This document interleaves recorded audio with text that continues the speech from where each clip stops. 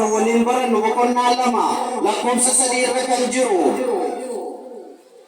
daadhii wayinii hin qabanii meeshaa kana nafaana jedha daadhii wayinii hin qabanii duraa dhumeera daadhii wayinii hin qabanii ayyaanni kun jecha kana kan dubbatte qulqulleetti qulqulloota dubara dhugaa duras durba kan turte Yesuus Kiristoosis erga jeekse dubbummaadhaan kan jiraatte Waaqayyo biyyi lafaa utuu uumaminuu kan ishee filate ilmaan namootaatiif hundumaaf haadha taatee karaa qulqulluu Yohaannisiin kan kennamte haadha keenya dubaroo Maariyaamiidha.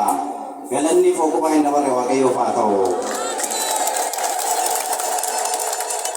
ayyaanni guddichi kun akkuma sila faarfannaadhaan akkuma sila luboonni kaleessa halkanii kaasanii dhaabbii adda addaatiin galateeffachaa turan qaanaa Galiilaa yookaas qaanaa Galiilaatti jira raawwate kan wal qabatu qaanaa Galiilaa jedhamee beekama. Guyyaan kun qaanaa Galiilaa qaanicha yookaas qaanaa bakka Galiilaatti argamu sana keessatti dinqii guddaa ta'e sanaan wal qabateetu kabajama. yeroo baay'ee namoonni gaaffii gaafatan jiru. Wangeela Yohaannis kana boqonnaa 2 yoo dubbisne guyyaa sadaffaatti moo'ii Yesuus gara qaanaa Galiilaatti mana Dookimaas nama jedhamutti gadi bu'ee jira. Guyyaan sadaffaan yoomi? Tarii Yesuus Kiristoos kan inni cuuphame kaleessa. Akkuma tarii waa'ee cuupharra deebineen dubbannu jedhee kan gabaasee darbuuf xiqqoo wanta biraatti dubbanna jedheeni. Yesuus Kiristoos waggaa 30tti namaaf waaqa walitti araarsee bantii waaqaa inni cubbuu namootaatiin golgamee ture. Inni golgaa ta'ee namaaf waaqa gidduutti golgaa ta'ee ture sun kaleessa banamee Yesuus Kiristoos akkuma cuuphaa keessaa ba'ee gara lafa onaa deeme ture. Eessa deeme? Gara lafa onaa gadaama Qorontos jennee waamnu deeme. Achi guyyaa 40 halkan 40 soominaan ture. Akka cuuphameen Yesuus Kiristoos gara qaanaa Galiilaa deeme miti jechuudha. Maaliif namoota baay'eetti yeroo baay'ee gaaffii waan ta'u. Isaan booda qaanaa Galiilaatti gadaama Qorontosiin keessatti guyyaa 40 halkan 40 hanga gaafa guraandhala 20 iska yeekaatit aayaqan isaa qoyye. Hanga gaafa guraandhala 20 achuma ture. Gaafa guraandhala 20 achi ba'ee dinqii gurguddaa hojjechuuf ayyaanota Yesuus Kiristoosiif kabajnu salgan keessa ayyaanni qaanaa Galiilaa isa tokkodha waan ta'eef dinqii gurguddaa hojjechuudhaaf guyyaa sadaffaa irratti gaafa yeekaatit 23 yookaas guraandhala 23dha jedhisuun kan raawwate. Guraandhala 23 raawwatu malee Yesuus Kiristoos gidduu sanatti soomiif kadhannaa irra waan ture. Abbootiin mari'atanii guyyaa itti daadhiin wayinii bishaanni daadhii wayiniitti jijjiirame waan ta'eef cuuphaadhaan wal qabsiifamee akka kabajamuuf gara Xagguu 12tti yookaas amajjii 12tti fidan. Guyyaa sadaffaan ni jedhu sun egaa Yesuus Kiristoos gadaama Qorontosii ba'ee gaafa guyyaa sadaffaa jechuudha. Galanni Waaqayyoof haa ta'u. Erga cuuphamanii kadhachuu erga kadhatanii immoo hojiiwwan hafuura qulqulluu hojjechuu jechuudha. Icciitii sadii qaba.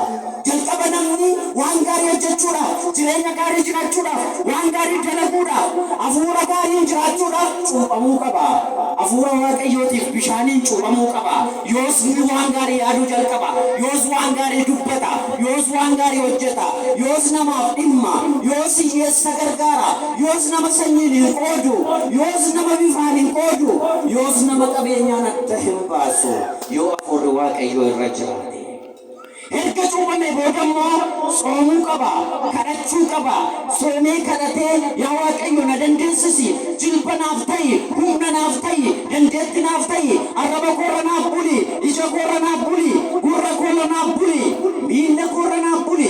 Akkan hin hanneef, akkan nama hin ajjeefneef immoo harka koorra naaf buli, keessa koo naaf qulqulleessi jedhee kadhachuu qaba. Erga hundi qulqullaa'anii waan gaarii hojjechuun hin danda'ama. Galanni Waaqayyoof haa ta'u. Mannaman ta'an darasta waayoo kana hunda qabdi jechuudha. Duraan cuuphamtaa hin soomta hin kadhattaa isaan booda immoo waan gaariitu si mudata waan gaarii hojjechaa. Tarii namoonni iddoo amantiitiin waan namaa hojjetan yoo jiraatan kadhachuu isaan barbaachisa. Soomuu isaan barbaachisa. Namoonni iddoo amantiitiin qoqqoodan yoo jiraatan salaachuu qabu, soomuu qabu, waaqayyo na sirreessachuu qabu, waaqayyo na keenya na gargaaru. Kanaaf guyyaan sadaffaan kun isa kanaadha. Egaa gilli biraan immoo guyyaa sadaffaa kan jedhame tokko jira. Biyya erga namni uumameeti baroota sadii dabarsine. Barri tokkoffaa zamana Aaboo jedhama. Bara abbootaa, bara seerri hin jirre, bara namni seera lafeedhaan jiraatu. Addaam, Abrahaam, Isihaaq, Yaaqoob jennee kan waamnu abboota qulqullootaa barri isaanii sun bara abbootii jedhama. Seerri barreeffamee hin jiru, qajeelfamni dhala namaaf kennamee hin jiru. Namni akkumatti sammuudhaan waan gaarii jira yaadeetu Abrahaam fakkanaa fi daayaa aduudhaan waaqa koo jedhee, urjiin waaqa moo jedhee, ji'aan waaqa moo jedhee barbaadaa ture wanti barreeffamee jiru. Har'a nuun garuu waaqni nuuf barreeffameetu jiru iyyuu waaqessinu. Bara abbootaa jedhama, barreen jalqaba. Inni lammaffaan bara raajotaa jedhama. Raajicha Musee irraa kaasee hanga abbaa qulqulluu Yohaannis raajicha Zakkaariyaasitti bara ture. Bara raajotaa, bara raajonni dinqiitti argan, bara ilmi nuuf kennama. Maqaan isaa Amaanu'eel jedhama. Gorsaadha, dinqiidha, waaqayyo jabaadha jedhamee bara raajichi waa'ee Yesuus Kiristoosiin raajiin dubbatame. Bara Musee bara taabonni kakuu bidiru waaqayyo Museedhaan dhala namaaf kenname. Bara seerri abboommii kurnanii itti namaaf kenname. Bara seerri kitaaba qulqulluu itti barraa'e. Ka Oriit Zefitret seera uumamaarraa kaasee barri jiru sun bara raajotaadha kan barraa'e. Bara raajotaa. Inni sadaffaan bara kakuu haaraa jedhama. Bara haaraa, bara cubbuun namootaa kan ittiin qulqullaa'u Yesuus Kiristoos dhufee dhalate. Isa nuti amma bara 2014 yookaan immoo akka warra faranjiitti bara 2022 jennee waamnu sanaa jechuudha. Barri sun gaafa Yesuus Kiristoos dhalatee kaasee bara haaraa jedhama. Bara haaraa, bara nagaa, bara dhiifamaa, bara araaraa jedhamee waamama. Yesuus Kiristoos araara, Yesuus Kiristoos dhiifama, Yesuus Kiristoos nagaadha. Galanni waaqayyoof haa ta'u. Guyyaa sadaffaa inni jedhame egaa baroonni kun hundumtuu fuula waaqayyoo duratti akka guyyaa tokko tokkotti ilaalamu. Addaamiin waaqayyoo maal jedhe? Guyyaa meeqatti dhufe si fayyisa jedhe? Guyyaa shaniif walakkaa akkas jechuun waggaa 5,500 fudhate. Barri kun jaarroonni amma maqaa dhoofne barri Aaboo, barri abbootaa, barri raajotaa, barri kakuu haaraa kun bara guyyaa tokko tokkotti lakkaa'amu waan ta'eef guyyaa sadaffaa jedhame. Egaa guyyaa har'aa kana maaltu ta'e hogguma hoggaan ni baranna. Daadhii wayinuutu mana Dookimaas namicha jedhamuutti sargiin cidhi qophaa'eetu namni baay'ee waamamee jira. Yesuus Kiristoos immoo haadha isaa qulqulleettii dubaroo Maariyaamiin qabatee hangafa ergamootaa qulqullicha Mikaa'eliif ergamoota isaan jala jiran hunda qabatee gara Galiilaatti gara mana Dookimaasitti deeme. Haati isaa ergamoonni Yesuus Kiristoos bakka jiranitti cidhisuun raawwate. Haa ta'u malee namni waan itti baay'ateef daadhiin wayinii jalaa dhume. Daadhiin qophaa'e, cidhaaf kan qophaa'e, dhangaan qophaa'e jalaa dhume. Dookimaas duubatti deebi'ee rakkate iyyaada'e. Maariyaam qulqulleettiin ilma ishee wajjin teessee jirti. Keessummaa taatanii yoo mana namaa dhaqxan waanuma isinii kennan nyaattanii dhugdanii yookaas yoo dhumeessi dhiiftanii aartanii baatu malee jalaa dhumeera jettanii dubbattu. Isheen garuu ilma isheetiin daadhii wayinii hin qabanii jetteen. Jalaa dhumeera jetteen. Yoo jedhe qulqulleettii dubaroo Maariyaam daadhii wayinii hin qaban jennaan Yesuus Kiristoos yeroon koo ganaadha. Ati dubartii nana jedhanii jennee warroonni baay'een hin dubbatu. Yesuus Kiristoos dursee haadha isaatiin wanti si raawwanne maaltu jira jedhee wangeela Luqaas irratti waadaa galeeraati. Wangeela Maatiyos irratti dubbateera. Isaan booda yeroon koo ganaadha. Isheen immoo waan biraa dubbanne waan inni isinitti himu maal godhaa jette? Raawwadhaa jette. Isa booda inni immoo warra achi keessa ergaman waamee gaanota jiran ja'atti bishaan guutaa jedheen hin guutame. Isaan booda Yesuus Kiristoos eebbisee bishaan qulqulluu daadhii wayinii godhe. Galanni waaqayyoof haa ta'u. Daadhii wayinii Dookimaas waa jalaa dhume. Har'a tokkoon keenya jalaa daadhii wayinii hin dhumne. Har'a tokkoon keenya arrabi keenya maaf mi'aawu dide. Har'a tokkoon keenya dubbiin keenya maal oola ta'e. Har'a tokkoon keenya jireenyi keenya adeemsi keenya maa cubbuu ta'e. Lapheen keenya kan yaadu maa yakka ta'e. Wal ajjeesuun maa baay'ate. Wal miidhuun maa baay'ate.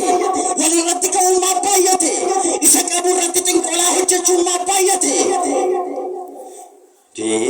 Isa barumsa baratu irratti waan adda addaa xibbiiranii kan naman taane gochuun maabbaayyote lafa walii irratti gangalatanii xibbiirra adda addaa seexanatti waamuu maabbaayyote daadhii wayinii keessa keenyaa dhole daadhii wayinii hin qabnu keessi keenya qullaadha inni oofnu keessi keenya homaa hin jedhu kanaaf walii yaaduun nurraa fagaate kanaaf cubbuun nutti baay'ate kanaaf arri boo'icha kaleessi boo'icha ta'e kanaaf gaddi nurraa darbuu dadhabe keessa keenyatu cubbuun guute namni sanyiidhaan wal qooduutti deebi'e ati sanyii keefaadha ati kan Phaawulosi ati kan Phexrosi ati kan Luqaasi ati kan Maatiyoosi jenne ati Tigireedha ati Amaaraa ati Oromoodha ati Guraageedha ati Walaayittaadha ati Chaayinaadha ati Jaapaanii ati Ingilizii ati Gaanaadha ati Keeniyaadha waliin jenne keessa keenyatu hammeenya kuuse keessa keenyatu cubbuudhaan